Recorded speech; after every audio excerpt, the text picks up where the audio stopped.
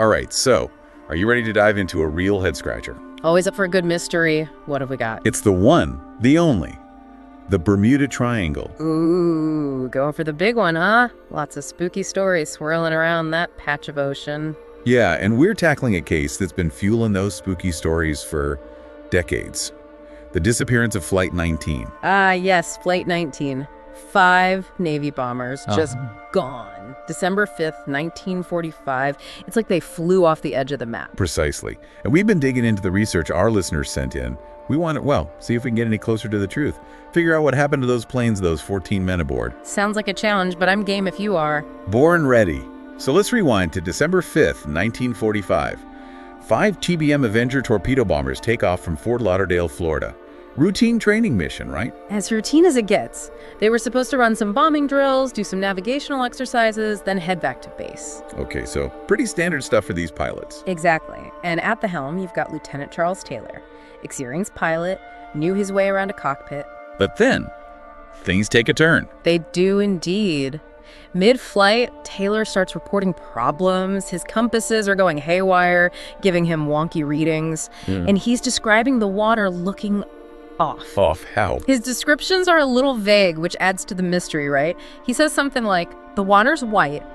Everything looks strange. Okay, that's a little unsettling. Yeah. Especially coming from an experienced pilot. You got it. And those strange reports? They're the last anyone hears from Flight 19. So no Mayday, no SOS, no nothing. Just silence. Silence. And when search and rescue teams went out, nothing. No wreckage, no debris field, no sign of those 5 planes. Vanished.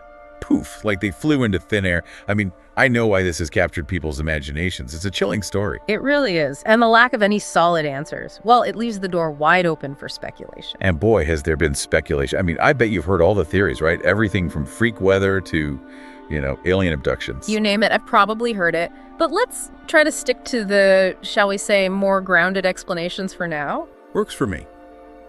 Where do we even start? Well, I think the most logical place to start is with what investigators focused on first. Navigational error. Could Lieutenant Taylor have simply gotten lost?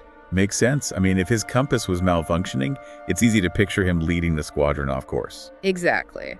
Especially out over open ocean. Lose your bearings, and suddenly you're in a whole heap of trouble. But hold on, didn't you say Taylor was a seasoned pilot? I mean, wouldn't he have recognized if they were veering off course? Especially with 4 other planes flying in formation with him. You would think so, wouldn't you? And that's precisely why a lot of experts have trouble swallowing the lost at sea explanation hole. An experienced pilot like Taylor, even with a faulty compass, would likely have other navigational tools at his disposal. The sun, the stars. And let's not forget, it's not just one plane we're talking about here, it's 5. What are the odds of all 5 getting so hopelessly lost at the same time? Slim to none, most would say. Which brings us to, I think, the heart of what makes this mystery so enduring. The possibility of something bigger at play, something specific to the area where they disappeared. You mean the Bermuda Triangle effect?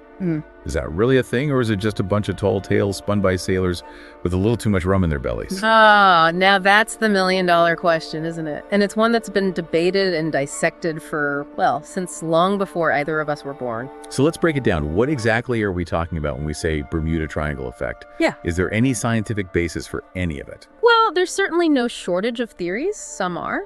More out there than others. We can table the alien abductions and underwater portals for another time, shall we? Probably for the best. But there are a few theories that, while still debated, do have some scientific grounding. Like? Well, you mentioned magnetic anomalies in your research, and it's something that comes up a lot when talking about the Bermuda Triangle. I did, yeah. Honestly, I was hoping you could explain it a bit better. I kept seeing that phrase pop up, but I couldn't wrap my head around what it actually meant in this context. Okay, so picture the Earth's magnetic field like a giant invisible grid. Right. It surrounds the planet, and for the most part, it's pretty stable. But in certain spots, you can get these anomalies, like hiccups in the magnetic field. So basically glitches in the Earth's magnetic system. Exactly. And these glitches, they can cause all sorts of weirdness, especially when it comes to things like compasses and navigation systems. Interesting. So how would this tie into Flight 19? Are you suggesting these magnetic anomalies could have thrown off Taylor's compass readings? It's definitely a possibility. Now, we can't say for sure whether these anomalies exist in the Bermuda Triangle or how strong they might be, but imagine you're Lieutenant Taylor flying over open ocean and suddenly your compass starts spinning like a top. Yeah, I can see how that'd be a little disorienting, to say the least. And disorientation out over the ocean can lead to some pretty bad decisions. Makes sense.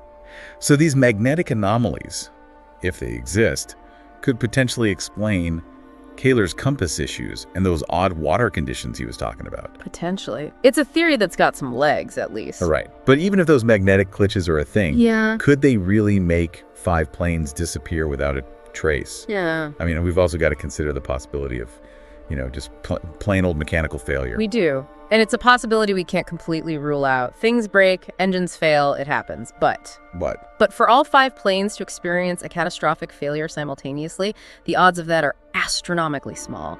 It's possible, yes, but statistically unlikely. All right, so we've got navigational error, which might not tell the whole story, and magnetic anomalies, which, while intriguing, are still up for debate.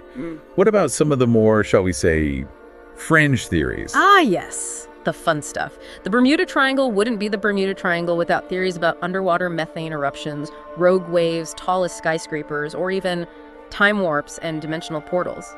Right. I mean, while those theories are definitely more entertaining, I can't say I've seen much hard evidence to support any of them. And that's the key word there, evidence. When we're talking about mysteries like Flight 19, it's crucial to separate the speculation from the facts. Facts first, fun theories second. So where does all this leave us? We've got several possible explanations, each with its own strengths and weaknesses, but no definitive answer. That's the thing about Flight 19, isn't it? It's a puzzle with some pieces missing, and we may never find them. I think that's what makes this case so fascinating, though, right? The mystery itself. It's a reminder that there are still things out there we don't fully understand. Events that defy easy explanation. Exactly. And while it's tempting to reach for those fantastical explanations, for those what-ifs that make your hair stand on end, sometimes the simplest explanation is the most likely one. Occam's razor. Though a part of me can't help but wonder if there isn't something more to it. Maybe a combination of factors, like human error mixed with some environmental quirk we haven't fully figured out yet. I like that. A perfect storm of sorts. And you never know.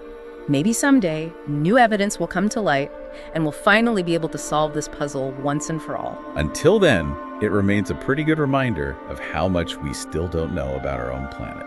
I think that's a great takeaway from all this.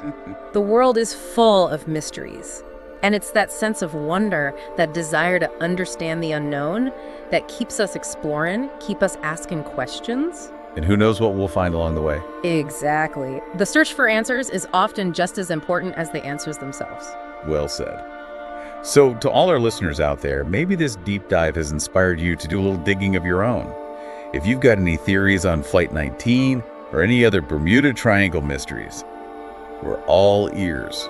Always happy to delve into a good mystery. And hey, next time you're out over open water, maybe double check your compass just in case. Can't hurt. You never know what's lurking out there in the deep. It's what makes it fun, right? Absolutely. Thanks for joining us on this deep dive, everyone. Until next time, stay curious.